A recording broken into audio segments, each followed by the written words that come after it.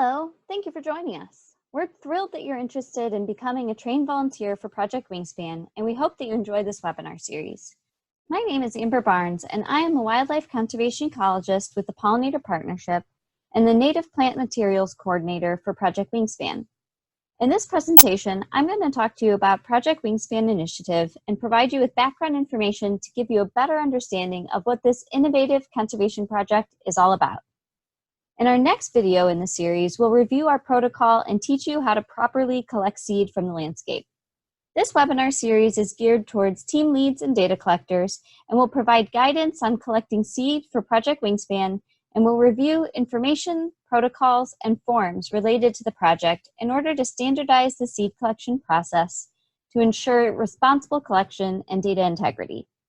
We'll also be joined by Elizabeth Kaufman in a separate video, where she'll introduce you to our 29 target plant species and give tips for how to ID them. Elizabeth is Pollinator Partnership's plant ecologist, who is also serving as the Illinois State Coordinator and Monarch and Pollinator Habitat Coordinator for Project Wingspan.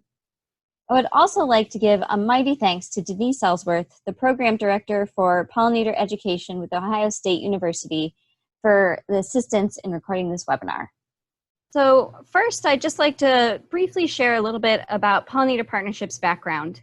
We're a science-based nonprofit conservation organization, and over the last 21 years, we've worked in collaboration with multiple stakeholders on a variety of programs to support the health of pollinators and their habitats. And so through many collaborative efforts, we've helped create and enhance tens of thousands of acres of habitat throughout the United States, Canada, and beyond. We also believe in the big tent philosophy, and we will collaborate with scientists, researchers, conservationists, government officials, dedicated volunteers, and others to keep pushing progress forward on pollinator issues. And together, we find real solutions to many of today's complex conservation challenges. And whether it's trainings like the one you're participating in today, a school garden kit that's been ordered, an outreach event staffed by P2 staff or volunteers, or interpretive signage near habitat, educating about pollinators is and what people can do about them is one of our top priorities. And P2 conducts true science and believes in making sure that actions are backed by science. So our in-house researchers and staff work to provide credible, authentic, and useful guides and information. And finally, P2 works with policymakers on both sides of the aisle on sensible public policy. And we advocate for funding to support pollinator protection. So, why so much focus on pollinators? And really, it's because it's clear from the research that pollinators are in decline. There's evidence for decline in honeybees, bumblebees, birds, butterflies, and simply insects in general. In fact, declines of some bee species have been so pronounced that the United States has had to list them as endangered under the Endangered Species Act for the first time in 2016 and 2017. And that includes the rusty patch bumblebee. And this project focuses mainly on addressing the needs of the monarch butterfly and the rusty patch bumblebee. As you may know, the iconic monarch butterfly and its spectacular migration are in jeopardy. The North American numbers have suffered steep decline of approximately 90% over the last 2 decades. And in 2014, the U.S. Fish and Wildlife Service was petitioned to protect the monarch butterfly under the Endangered Species Act. And a listing decision is expected for December 2020 on that.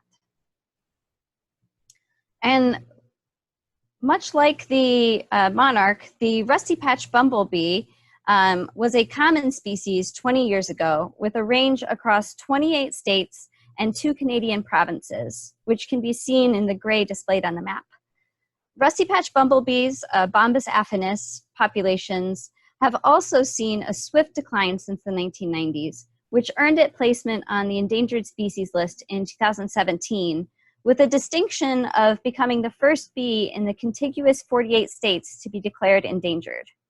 And the species now has only been observed as a few small patches of populations across what is estimated to be only 0.1% of its historical range.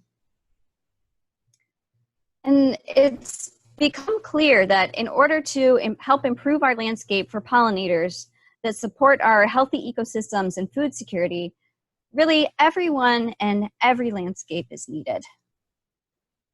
And to address this need for quality habitat and restored connectivity to the landscape, Pollinator Partnership has been working on numerous large and small scale efforts across North America. And that's why you're watching this today, to learn lifelong skills that will help you impact your local community and participate in this unique and innovative project that will help enhance tens of thousands of acres of habitat across the project region. Volunteers like you make impactful programs like these possible, and for that, we really cannot thank you enough for your contribution. So the main goal of this project is to increase monarch, rusty patched bumblebee, and other imperiled pollinator habitat throughout the landscape. And we're accomplishing this through a few different avenues. Engaging with public land managers and private land stewards, educating on ways to enhance land for monarchs and the rusty patched bumblebee, establishing and training seed collection teams, and enhancing at least 10,000 acres of pollinator habitat. So how did we get here? Well, Pollinator Partnership started a program in 2015 called Monarch Wings Across Ohio, which worked with a variety of partners across multiple land use types to create and research monarch habitat throughout Northeast Ohio. The success of that project led Pollinator Partnership, or P2 as we call ourselves, to see if we could work with other groups to create monarch habitat on a larger scale. A grant request was sent to NIFWF, the National Fish and Wildlife Foundation, and we received funding for a large-scale eco-regional approach to creating monarch habitat involving partners throughout 5 states. And that became known as Monarch Wings Across the Eastern Broadleaf Forest. So Monarch Wings Across the Eastern Broadleaf Forest, or Monarch Wings as I'll call it, kicked off in fall of 2016. And really we had, the overarching goal was to increase monarch habitat within the Eastern Broadleaf Forest Continental Province, focusing on the states of Missouri, Arkansas, Illinois, Indiana, and Ohio. And there are 2 main sides of this program. One side is training and developing a seed collection network to generate regionally appropriate native plant materials for the project. And the other side is identifying, securing, and enhancing acres of monarch habitat throughout the region through training and resource distribution. And we're really grateful for the support and partnership of the U.S. Fish and Wildlife Service, Partners for Fish and Wildlife, multiple state departments of natural resources, including the Illinois Mason State Nursery, and the partners of through refuges and wildlife areas, and our volunteers, and really all of our core and satellite partners that help make this effort such a success. So with the help of this multitude of project partners and really an amazing and dedicated team of volunteers, Pollinator Partnership was able to meet or exceed nearly all of our goals. And so I'll give a quick snapshot of what we were able to accomplish over that 2.5-year grant period. So P2, our state leads, and other core partners developed a robust seed collection protocol to help volunteers learn how to identify and collect seed from our target list of native wildflowers. And we held trainings across the project states and created an online platform to reach those who couldn't attend an in-person workshop. And as a result, over 2 years, our amazing 327 volunteers completed 368 seed collections, which ended up being about 100 pounds of clean seed.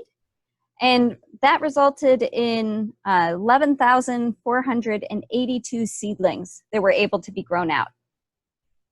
And the seed and plugs generated from those volunteer seed collection efforts had an estimated value of nearly $60,000.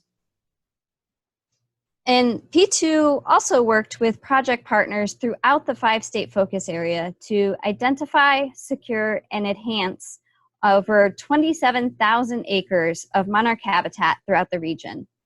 We far exceeded our goal of 4,688 due to the amazing interest that was out there. And we provided on-site consultations and held 5 land manager trainings throughout the project states. Our 7-part webinar series is now available online for anyone seeking to learn how they can manage their landscape, small or large, for monarchs and other pollinators.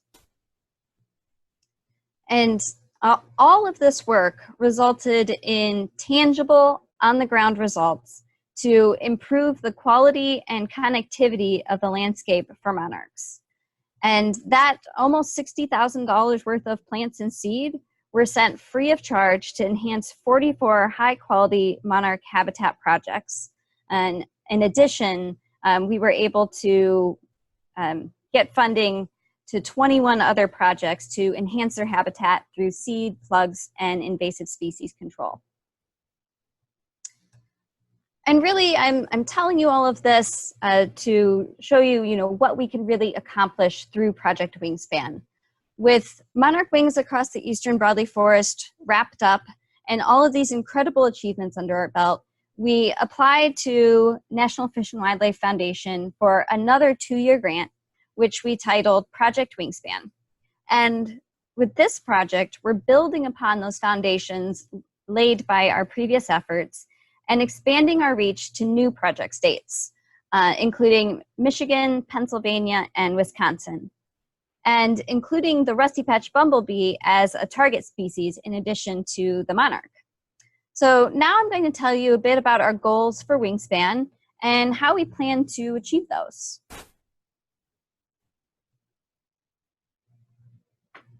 Being a 6-state project, we definitely have a lot of partners. And here's a representation of our core group, but there's certainly many other partners who have and will continue to contribute to the success of this program.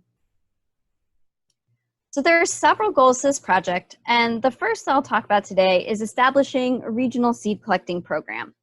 We're working with existing collection programs to create a temporary, coordinated regional seed collection and distribution network. And the skills that our volunteers learn can then be applied to other local efforts and support local conservation capacity in future work.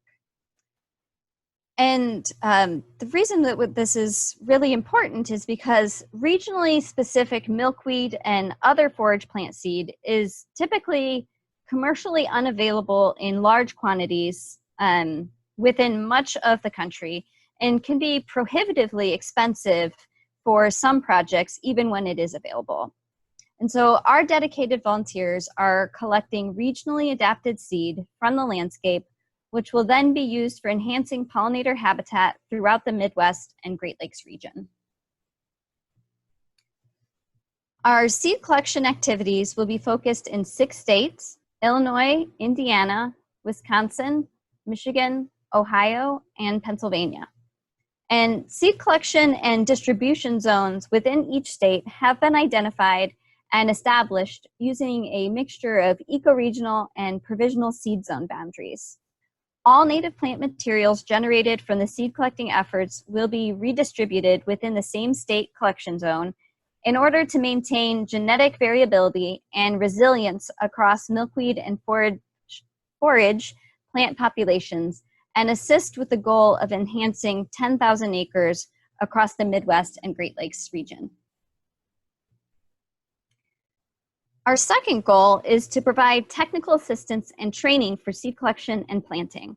And that's really why you're watching this today. And in order to ensure well-planned, responsible collections are being carried out, we have developed standardized seed collection protocols that will be carried out throughout the region. We're making sure to train our volunteers in plant identification and proper collection methods. We want our volunteers to be confident in their abilities and to have all the resources needed to make successful, responsibly conducted seed collections. And P2 has created plant profiles for each of the 29 target species we're focusing on. And these profiles cover identification characteristics, potential confusing species, and have several photos for guidance. And these are available online for you to download, and team leads will each be given a laminated copy for use in the field. We will also be promoting and disseminating our 7-part webinar series to empower more land stewards with the knowledge of how they can prep, create, and maintain their own habitat for our imperiled pollinators. And these can be found at the link on the screen, pollinator.org/MWAEBF/webinars. And our third goal is to secure 10,000 acres of long-term habitat through partnership with public and private landowners. We're working with landowners and managers who are committed to monarch, rusty patch bumblebee, and other imperiled pollinator conservation and long-term management and habitat and maintenance of that habitat. And in order to identify high-quality pollinator habitat across the target region, we created this online application for landowners to join the Project Wingspan effort. Their responses will help to create a comprehensive survey of all of the pollinator habitat acreages in the region. In return, applicants will be entered for a chance to receive a free on-site visit by the P2 Monarch and Pollinator Habitat Coordinator, who will be traveling throughout our target states to conduct pollinator habitat site evaluations and offer monarch, rusty patch, and other imperiled pollinator habitat development guidance. Our habitat coordinator is coordinating with our core partners, satellite partners, and survey respondents to then identify and secure 10,000 acres of high-quality pollinator habitat that can be preserved and enhanced with our collected seed and grown out plugs. And this survey will be closing July 31st, 2019. Any questions regarding the survey and how to get your acreage counted should be directed to Elizabeth Kaufman, whose contact information you can see on the screen. So what are our collection goals? We aim to collect at least 1,000 seed collections across our six-state region, which ends up being about 167 collections per state over 2 years. And these are of native milkweeds and other native target forage species. And again, these are common species that are native throughout our region that are useful as either monarch larval host plants, such as milkweeds, or high-quality pollen and nectar resources for the rusty patch bumblebee, monarchs, and our other imperiled species. And these are the 29 target species native throughout the Midwest and Great Lakes region that we'll be focusing on, with a bloom chart to illustrate that we chose species that will be blooming and providing pollen and nectar resources throughout the growing season to not only fuel the monarchs' migration, but also to sustain resident imperiled pollinators, while also providing much needed host plants for monarchs and other species of Lepidoptera. So how did we come up with this list? Well, we used the USDA Plants and Biota of North America program websites to ensure wide distribution range throughout our 6-state region. We chose spring, summer, and fall blooming species to make sure that we're supporting each part of the monarch migration, as well as ensuring these local residents, such as the rusty patch, have something to forage all growing season. We also cross-referenced these with regional weedy and invasive lists. We carried out numerous rounds of vetting with partners and botanical experts throughout our target state region. And we considered the habitat needs of both the monarch, rusty patch bumblebee, and other imperiled pollinators, what they need at different times of the year and their various stages of development. So what's the process? Here's a flow chart to give an overview of what will happen with the seed collections. First, our collection teams will go out and collect the seed. And those seeds will then be sent to Mason State Nursery for cleaning, testing, and temporary storage. And once we're ready for the plantings, some of those seeds will be grown out into plugs, while others will be distributed back onto the landscape as seeds. And our Monarch and Pollinator Habitat Coordinator will evaluate our plant materials and oversee their distribution back onto the landscape with the help of our many planting partners. So if you're interested in participating as a certified seed collection volunteer, but haven't been able to attend one of our in-person trainings throughout the region, no worries. You can visit our training webpage on the screen here, and we've set up a simple 6-step online training process to prepare you for collections in the field. So step 2 is to watch our training webinars. So if you're watching this and our 29 target plant introduction series today, you can count that as a completion of step 2. And if you're interested in contributing to this conservation project, it's really vital that you complete the other steps of the training, including emailing me, Amber Barnes, your completed volunteer waiver, and filling out our contact form. We won't know that you've completed the training if you don't fill out the contact form on our webpage. And with that information, we can send you your official Project Wingspan digital training certificate and get you in touch with the nearest collection team in your area.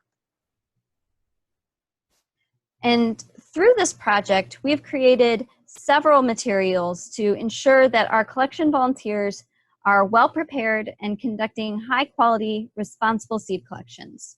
And all of these materials pictured here and more are housed on our website and available for free download. Our seed collection manual covers every aspect of conducting a seed collection event, from scouting to shipping the seed. And this one guide is informative for all levels of participation, including team leads, data collectors, and volunteer collectors. So while our team leads are well-versed in plant identification, it always helps to have a guide on hand. So to accommodate this need, P2 has created those plant profiles for each of our 29 target species we're focusing on for Project Wingspan. And while they're not a substitute for a detailed field guide, these profiles cover identification characteristics, those potential confusing species, as well as several photos for guidance. And we highly encourage all volunteers to download and review these profiles before heading out into the field. And we've also posted our in-person training PowerPoint slides and the 29 target species bloom chart as well. And really, all of this is to create a rapid increase of much needed monarch habitat. We're so happy that you chose to join us today, and look forward to working with you to help the monarch, the rusty patch, and our other imperiled pollinators through this large-scale effort driven by local conservation.